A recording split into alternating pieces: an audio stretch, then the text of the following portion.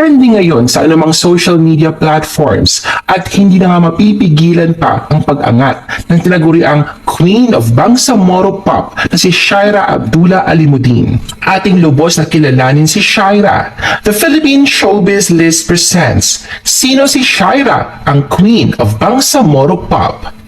Viral.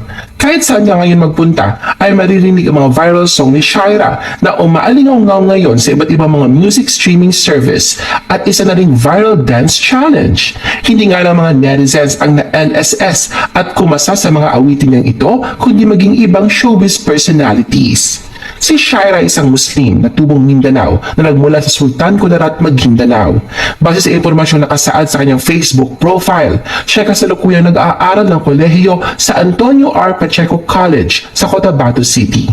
Samantala, paniguradong nariyan ang kuryosidad ng ilan patungkol sa kanyang love life. Pero ayon niya kay Shaira na dinaan ang sagot niya sa mga nagtatanong base na rin sa lyrics ng kanta niyang Forever Single, paglilinaw niya, wala siyang jowa kasi may asawa na siya.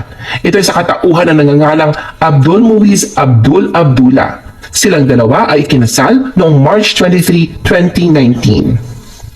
Shaira's passion for music. Pagdating naman sa pag-awit, bukas si Shaira sa pagsasabi na naroon na ang pagmamahal niya sa musika. Hilig niya nga raw ang kumanta kahit na hindi kagandahan ng kanyang boses. Katunayan siya ay bahagi ng grupong Trigger Band na gumagawa ng musika sa YouTube at natatanghal sa mga gigs at mga events. Kasalukuyan na sa ilalim siya ng pamamahala ng record label na AHS Productions. Sa nilabas na ulat ng produksyon sa kanilang official Facebook page noong March 16, 2024, binahagi rito ang kwento ng pagsisimula at tagumpay ni Shaira.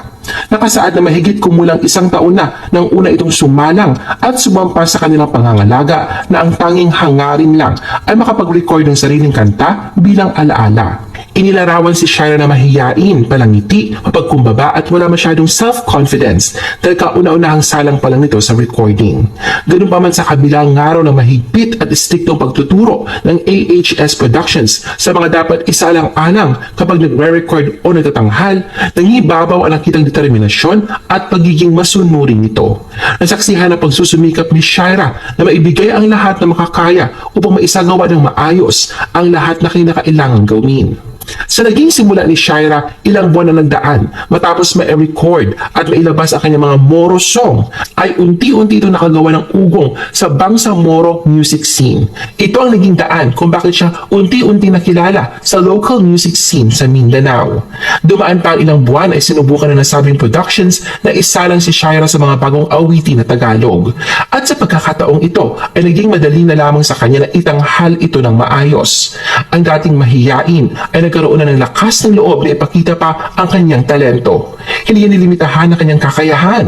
Mas lalo pa siyang nahasa dahil sa kaliwat kalang imbitasyon sa gigs at concerts. Sino mag-aakala na ang dating pasabit-sabit at pasama-sama lamang sa ibang banda ay nagkaroon na rin ng sarili niyang mga bookings at major events kasama ang kanyang bandang Trigger Band.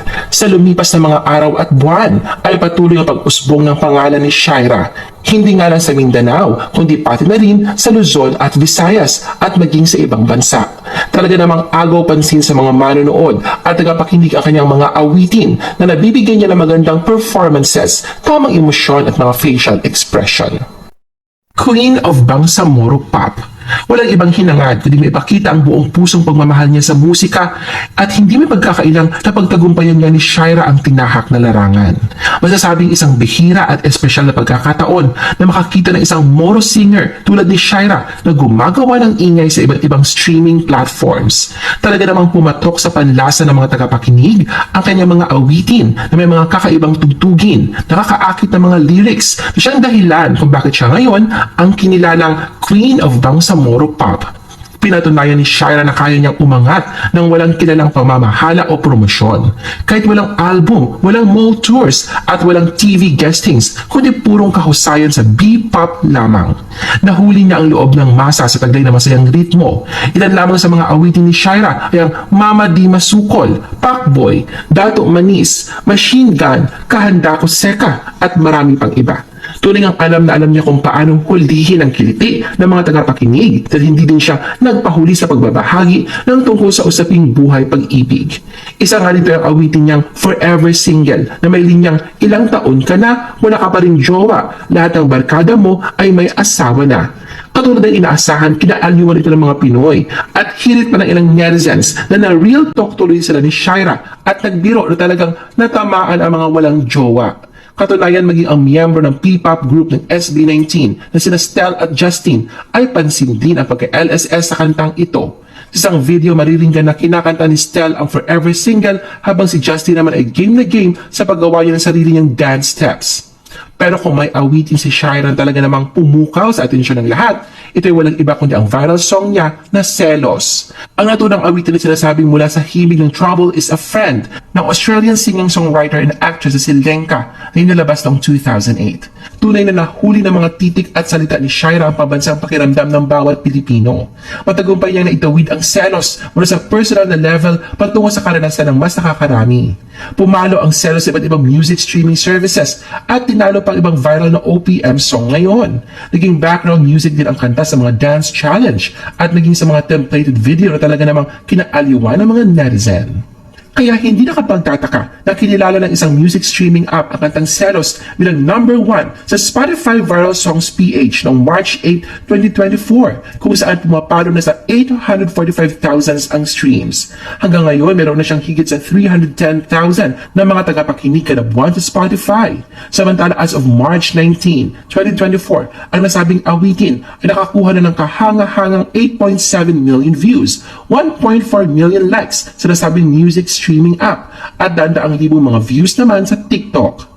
Katunayan ng ilang mga bersyon ng kanta ay umabot na sa milyon-milyon ng mga views. Ang kantang ito ay na-inspire din ng isang TikTok dance craze na kumalat sa buong mundo. May mahigit na 511,000 entries sa ilalim ng kanyang audio.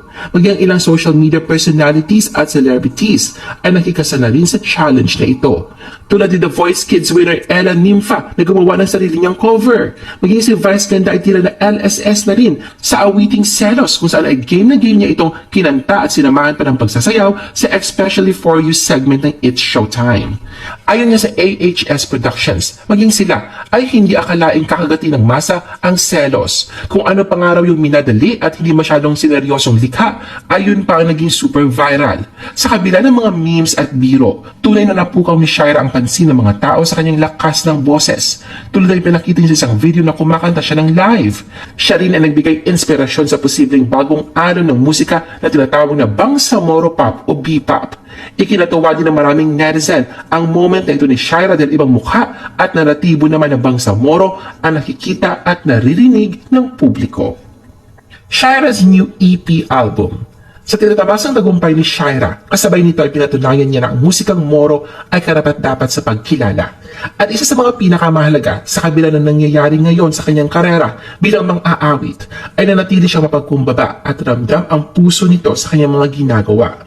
Hindi si Shaira nagbansag sa kanyang sarili bilang Queen of Bangsamoro Pop, kundi ang mga netizen mismo. Nasaksihan ng publiko na siya ang may karapatang magmay-ari ng naturang titulo. Sa suporta at pagmamahal na natatanggap hindi lang mula sa kapwa niya mga Muslim, tunay ngang hindi mapipigilan pa ang pag-angat ni Shaira. Sa kanyang Facebook post noong March 19, 2024, isinapubliko niya ang isang magandang balita patungkol sa kanyang singing career. Dito ay binahagi niya ilan sa mga aabangan sa kanya sa mga darating na araw tulad na lamang ng unti-unting paglabas ng mga panibago niyang awitin mula sa kanyang new EP album na pinamagatang Manifestations. Ayon kay Shaira, ang mga awitin na nakapaloob dito ay hango sa realidad, kadalasang pinagdadaanan ng mga tao sa araw-araw at maging ang kanyang mga naranasan.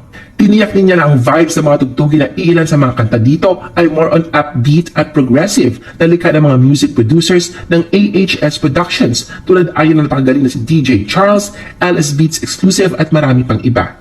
Dito rin anya maririnig iba't ibang uri ng local culture music at original Bangsamoro music na ginawang modernized at remix. Isa pang araw sa nakakatuwa ay makakasama niya rin ang iilan sa mga local artists ng Mindanao at Moro artists na ma-feature at makakolab sa ilang awitin. Dagdag pa niya na ang mga awitin dito ay mula sa sulat na kanyang napakahusay na songwriter na si Sir Aglang at mula sa produksyon ng kanyang natatanging record label na AHS Productions. Sa pagtatapos ng kanyang mensahe, humingi si Shaira ng buong support suporta upang mailahad at ipakita ang mga musika mula sa Mindanao at natatanyang local Bangsamoro pop music. Samantala sa huli ay pinakita din ni Shaira ang kanyang kababaang loob. Wala itong pag-angkin o pagmamayabang sa kung anumang ibansag sa kanya. Nanatili ito sa kanyang layunin na ipakilala at iangat ang Bangsamoro pop music, hindi ang kanyang sarili lamang. I-post ang inyong comments at reaction sa baba. At huwag kalimutan na i-like at i-share ang video na ito.